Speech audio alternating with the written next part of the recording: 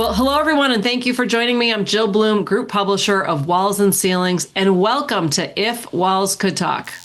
I've got two special guests today. I'm so honored to have with me my good friend Thea Dudley, who's the CEO of Pocket Protectors, aka the Credit Overlord.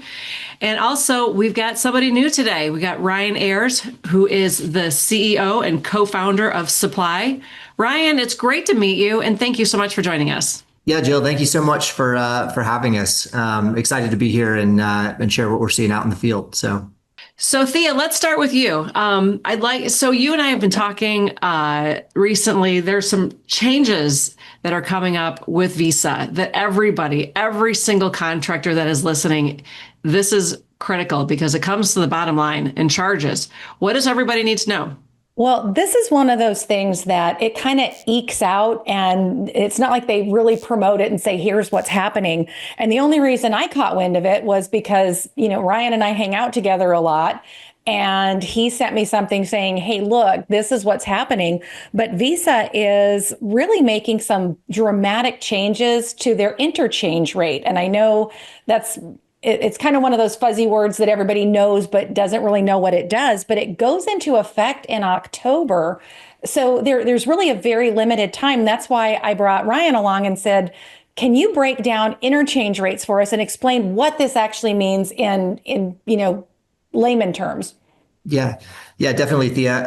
And just for a little background context, I'm the co-founder and CEO of Supply. We're an accounts receivable and payments platform that really focuses on making it easier for B2B distributors to manage their AR, get paid faster, and remove friction when doing business with their customers. So as part of that, we process a ton of payments and are very attuned to kind of what's going on out there.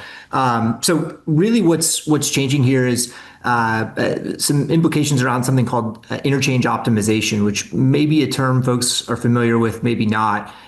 Interchange, just to kind of start from square one, that's the fees essentially that the card brands are charging. MasterCard, Visa, Discover, American Express, they have complete control to set those interchange rates, whether we like it or not. You can't really negotiate them. They set them, and that's really what you end up paying. For context, that's the interchange rates usually represent somewhere around like 90 to 95% of the fees that you pay when you take a credit card. So this is the bulk of the expense when you're talking about credit card processing fees. Now, what these card brands do is they have something called interchange optimization, which essentially allows you to qualify for lower interchange rates when you provide more data with a transaction. So the idea being the more data you provide when you're going to process a payment, the lower risk that payment is. And so they're willing to process it at a cheaper rate. What kind of data are we talking about here? It's really, think of it as like invoice level data. Instead of just providing the total amount of the transaction, you're providing how much was the sales tax, what was the PO number, what was the invoice number, et cetera. So it's really kind of this metadata that you pass along that allows you to qualify for these lower rates. So it's a great thing for merchants. We find in particular, in kind of the construction space, a lot of the times these merchants have that information. They're paying invoices, they're paying statements, they have all of this data. So they should be qualifying for these optimized interchange rates. Now, the change that's happening is a new program Visa is rolling out called the Commercial Enhanced Data Program, or CEDP for short, another acronym for everyone to pay attention for. Essentially what they're doing is going to require more stringent data standards when you're passing the data along with these transactions to qualify for the optimized interchange rate. So what do I mean by that? Historically, and this is kind of a dirty little secret of the payment processing world, you could literally pass along anything as the associated data and qualify for those lower interchange rates. So literally, you could put 000 or 1234. You just had to have something. It couldn't be blank.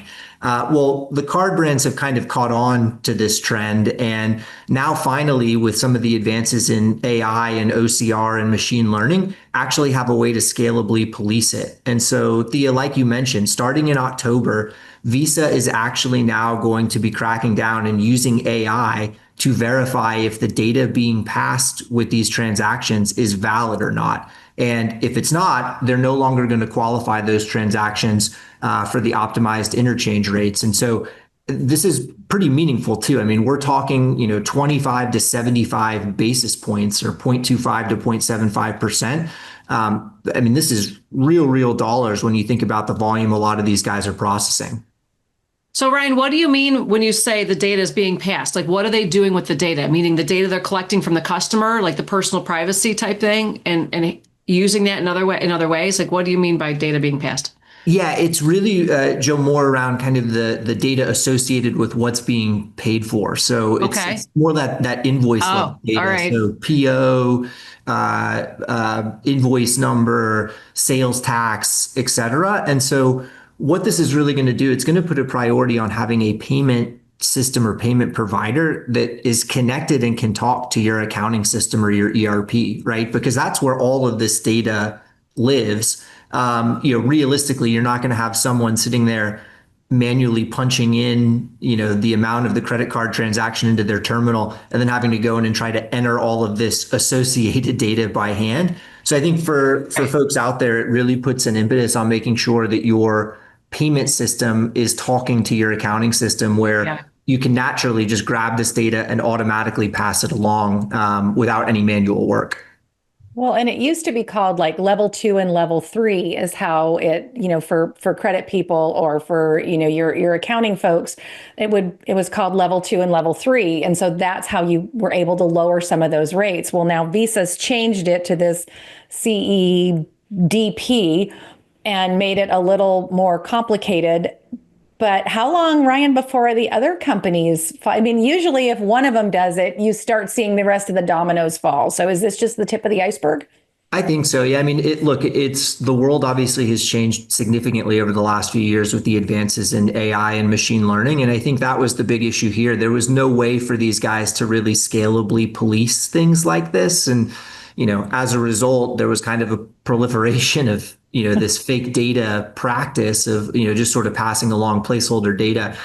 So I think for sure you're going to see, not just on this topic, but kind of across the board, there's new ways for these card brands to police things and enforce policies that historically maybe were a little bit tougher to do at scale. So I definitely think it's a trend we'll continue to see, Thea.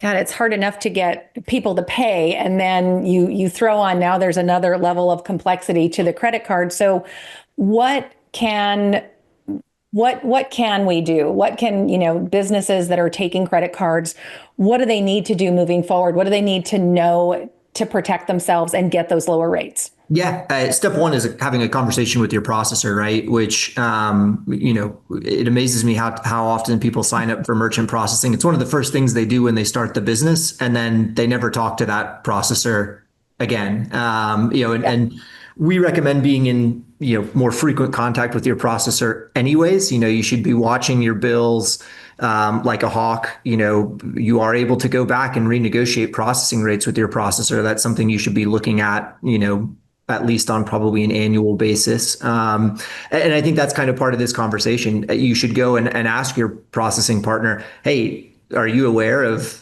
CEDP? What are you guys doing to protect us? Like, are my transactions, going to be qualified?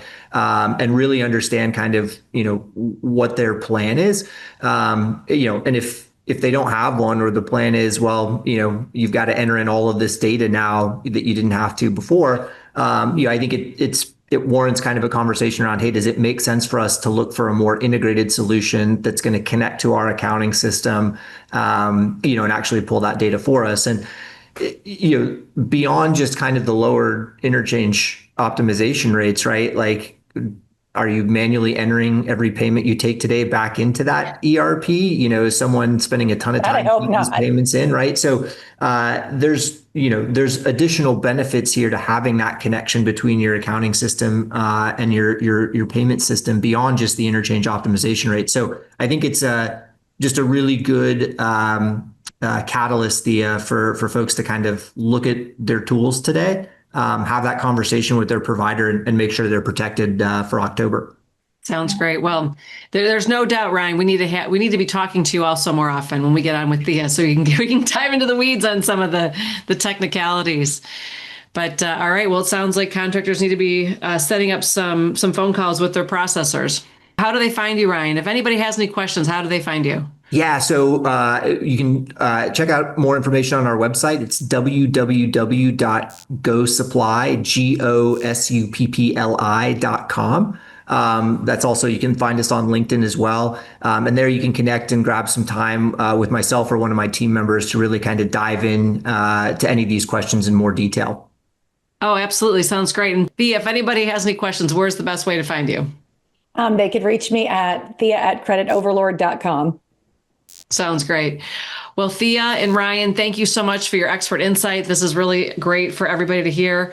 Hopefully, it'll give some great insight to everybody listening so they know how to eliminate some of those fees. Anyway, but most importantly, if anybody needs to reach us, it is roofingcontractor.com or wconline.com.